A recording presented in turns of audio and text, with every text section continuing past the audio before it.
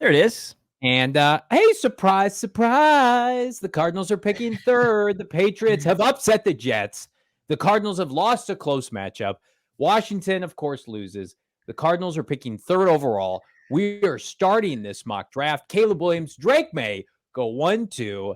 Oh, How do you do? how are the turntables? Pretty fantastic. I think that this is probably like the easiest scenario. As tantalizing as a trade down would be, do you risk it? I mean, I know No. the Patriots are QB hungry, but I think you take arguably the best player prospect in this draft. And, we were crying about it a little bit last week that they might have gotten out of range for Marvin Harrison Jr., but if you put yourself right back in a primo position for it, the Bears do the right thing and take Caleb Williams. Marvin Harrison is ripe for the plucking right there. You take him. I think so too. Now, this is interesting. The Giants, I mean, like, how much could you just destroy the Giants here? Well, You're they're a not having madman. that. So we're not, yeah. Like we've already talked about, the Cardinals did their trade back last year. And while I'm open to that again for future ones, it can't be in spite of taking Marvin Harrison Jr. So that's what we're going to do. And it's already an A+ draft for me. Everything else is house money. In this scenario, Houston will have missed the playoffs narrowly. The Cardinals are picking 17. And I think another easy decision, Bo Brock. Yeah. You like Cooper DeJean? I do. I like the White Lightning. He declared today for the cause, as a lot of people on Twitter have Yeah, coined no, it. I mean Jared Verse, that Florida State defense that was chirping after watching the college football playoff, but despite Florida State with their just crushed roster in defense and guys who had opted out, Jared Verse I think is the guy. Latu from UCLA is an interesting prospect. When you say it's an easy decision, did you mean Verse or who are you looking at? I said I meant pass rusher regardless. I actually lean on Latu in this situation. I like the guy who's a little bit bigger. He's 6'5" as compared to Verse, who's I think an inch or two shorter. He's got more production, and I think he's just a better fit. I think if the Cardinals are going to run more of a traditional 4-3 next year, Jared Verse, he's still a really good fit, but he's a little bit smaller. I like Latu in this situation. Are you okay with that? No, I'm not. I mean, I'm not going to dig in, but I mean, the edges, the premium position, like I said, one sack, and it was kind of a token sack that wasn't even a real one against Justin Fields and the Bears. So in the last 5 games, really no sacks from this pass rush. So you got to upgrade that spot. If you get a guy with a great skill set, let's do it. So if you want to take Latu, that's up to you. And look at this average draft position 10 compared to 14. And again, it's just kind of where the chips fall. I think Latu's a better prospect. Right. Could change over the course of the offseason with new information. We get to pick 35. Is this where you pull the trigger on an offensive tackle, especially when you figure what's happened to DJ Humphries, Bo? Yeah, I think probably. I mean, especially when you look at how this board is kind of the draft dominoes have fallen. You do consider a corner because that's still a massive need. But when you look at in I don't know, maybe the tackle class in its depth gives you the luxury of taking the top corner off the board here and maybe holding out for a tackle. What do you think? I think this is a position that they like the young players that they have. They're certainly not settled at it. Garrett Williams is going to miss the finale. Keitrell Clark, Starling Thomas, you would assume they're going to be in the fold this offseason. I think they're going to sign 1 to 2 veteran corners. And while I think it's a priority to add one if one falls to you, I think this situation with DJ Humphries has made the situation at tackle now dire, where one of your first 3 picks needs to be a tackle. Because as much as I like the depth, I don't think it's fair to ask a 3rd round pick to come in and play left or right tackle, whereas you've got a couple quality options now. And I think it starts with this young man. I know a lot of people talk about a guard, and maybe that's his future eventually, but I look at 6'4", 315. You can play right tackle in the NFL at that size, Bo. For sure. And I think he's going to be at the Senior Bowl. Arizona Cardinals should get a good look at him down in Mobile. And yeah, I have no problem with this pick. Just makes sense. We're going chalk, edge rusher, wide receiver, tackle. Those are maybe 3 of their biggest needs on the team suddenly. They used now you can 3 of their 4 first picks last draft at those positions, and it's fine. Yeah, and now you can really talk about, okay, is there some quality depth or some quality value that's fallen to you? I'm looking at this and I'm saying, you know what? I mean, do you just go chalk again and go back to the well at edge rusher, Bo? Who do we like? The kid out of Isaac out of Penn State. Yeah. I Jonathan mean, Brooks, running back out of Texas, is an intriguing prospect. He did officially declare the other day after speculation that he could go back. He's coming off a knee injury. Like with James Conner in house, could you draft his successor? But it's pretty early to do that. I love Brooks, and I think that there's a time and place to do it. This is just a little earlier because you have more pressing needs. Seeing the kid from Yale, the tackle from Yale, still on the board. That's what I was thinking with this tackle class, that you might be able to pass on it. And we're still looking to address the needs up front defensively. Still need to add some beef, but is there a prospect worthy of that right now that's on the board? And I don't think there is. So, yeah, do you maybe go back to Isaac because you still need the edge rusher? This reminds me of Shane Ray and Marcus Golden once upon a time, separated by a round. Missouri talking about prospects. Chop Robinson and Isaac? Yeah. And this is a guy, if you study his tape, I mean, he's a redshirt senior. He's an older player. And a lot of people would say he's probably maxed out his athletic ability. That's okay. You can afford to take a player like this in the third round. He had 9 sacks in the Big Ten, had some really good games against quality opponents. You know, the Illini are a well-coached team, big boy team. I think that situation has become so dire. You don't know what the future is with guys like Dennis Gardeck and Zaven Collins. I have no issue, especially when you consider like you're picking 71 here in 3 picks. So I think Isaac's the play. All right. And you could have an option here. I think you've taken your medicine. And while cornerback and defensive line remain an issue, I think this is with Jonathan Brooks available. I think this is going to Monty Osford and saying, this is your Derrick Henry, going to Drew Petzing and saying, this is your Nick Chubb. I think Jonathan Brooks at 71 is right where the Cardinals need to be living. I know it's not their most pressing need, but you told me yesterday, we're still rebuilding. This is a pick for the rebuild.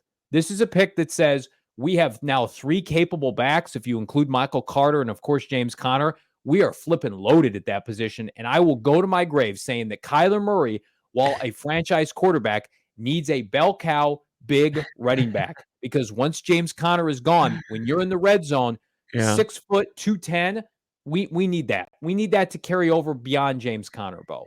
You're getting ratioed in the chat. Let's look at some defensive linemen. Let's just look at some defensive linemen. Wow. Please bring up the position. No one's even ever entertaining it. No one's even entertaining. Okay, fine. I will let the chat. Byron Murphy, is that what you want? Is that who you want me to select? Did Chris Jenkins go way earlier? I would assume so out of Michigan, right? I can find it while people continue. No, it's okay. But I think 61 to the Dolphins. That's not a disaster. Man, this is tough. I mean, you got the kid out of Clemson, and you got Byron Murphy the second, and I don't think I like my toys, man. I want some fun in the sun. With I mean, Jonathan Brooks in like a half t-shirt running around. I think you got to go with the kid out of Clemson. You just have to, or Byron Murphy the second. Byron Murphy the second. I think we're gonna get to the combine and pro days, and he's gonna elevate to a top 2-round pick. I think he's gonna be a top 50 prospect. So I'm with you. So we'll go Byron Murphy here. Yeah. Right? You took the right kid out of UT. Good job. Nah, how dare you? Any interest now, looking at these options here, would you be tempted, even with Marvin Harrison Jr., to go back to the receiver well with McMillan falling to you? Exceptional college prospect, gets overshadowed by our guy, Roma Dunze, Yeah, I mean, Roma Dunze overshadows 2 other wide receivers. In Washington has the best wide receivers in the country. But I like the Brooks thing. I still think you got to continue to eat some vegetables here. Maybe even go back to the well as far as some beef, some defensive help up front, or maybe take the top guard in this draft and Christian Haynes, because we've been encouraged by Elijah Wilkinson, but don't you want maybe the future of that position, somebody to draft for McKinley Jackson too, out of Texas A&M, a decent defensive lineman as well. for the sake of some adversity, and we've gone with Christian Haynes a couple Diversity or different times. adversity? Diversity in terms of our picks. Yeah. We've taken Christian Haynes a good amount. I'm going to say let's go away from that for the sake of this mock draft. Zach Frazier's a really nice prospect. I think he just recently declared, gave up no sacks this year. Obviously, as you can see, smaller conference. Is he too comparable to what you had in John Gaines last year? Obviously, you mentioned the kid, Mahoney, out of Boston College. No, I was saying Haynes out of UConn. Oh, my fault. Haynes out of UConn. Okay. Well, you made this is our last pick. This is pick 81. I'm going to defer it to my co-host here because I can't see the chat. Who do the people want for the last pick in the top 100 for the Arizona Cardinals in 2024? Michael saying another DT wouldn't be back. Deuce saying Haynes, all caps. Josh is saying, Bo, give Johnny's mouse a curfew. Brent's saying Haynes. Kenny's saying Haynes. Mike's saying Williams out of Ohio State. Josh is saying Haynes is the easy choice. We're seeing a lot of Haynes in there. How many people in this chat? And I'm not trying to be an asshole. How many people in this chat watched Christian Haynes watch UConn football this year? I have not watched a second of it. So I'm leaning on everybody. He's a 3-year starter. He's played over 2,400 snaps. That's great. But I would be lying if I told you I watched a bunch of UConn football every Saturday afternoon. You're a man of the people. Listen, I am a man of the people. And that's why I'm taking Blake Corum, 91st, and I'm going to draft him. He's too I don't hate it. I don't hate that. You think he's okay with Kyler Murray? Blake Corum? I think he's okay with really anybody. Like I was skeptical as well, but watching how physical he can play, he can play a little bit bigger than 5'8", but let's go with Haynes. Let's go with we're going Blake Corum. I'm overriding you. We're making Blake Corum an Arizona Cardinal. You're unbelievable. In a shocking scenario, Monty Ossenford's going Blake Corum with pick 81. Yes, he is. Unbelievable. Johnny just declared martial law. The Arizona Cardinals have an A draft despite Blake Corum C- grade. You're C-. Listen. I don't love this draft, but you don't love this draft? No. Maybe mostly because you just were shooting from the hip. Pick? All the ones you made. All right. I don't like where this show You went with what you wanted all the way up until I took the defensive lineman. You're like, oh, Jared Verse or Latu out of UCLA. Well, there Johnny's hitting Latu there. And then you take Blake People Corum. Are calling me Steve Keim 2.0, and you never go full time. Blake Corum, Arizona Cardinal. Hey, wouldn't it be fun as hell? Blake Corum and Marvin Harrison Jr. at the same training camp. You'd be into that. Don't tell me you wouldn't be into that. Wasn't it like draft days under Steve Keim? They did have a certain.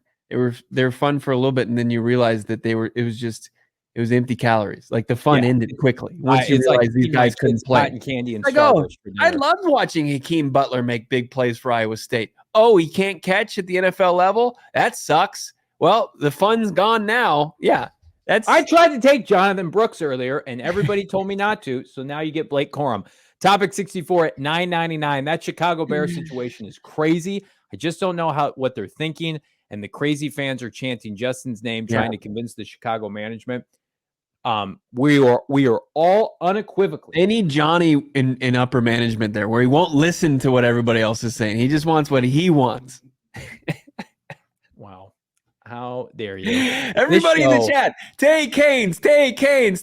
And Johnny's like, you get Blake Corum.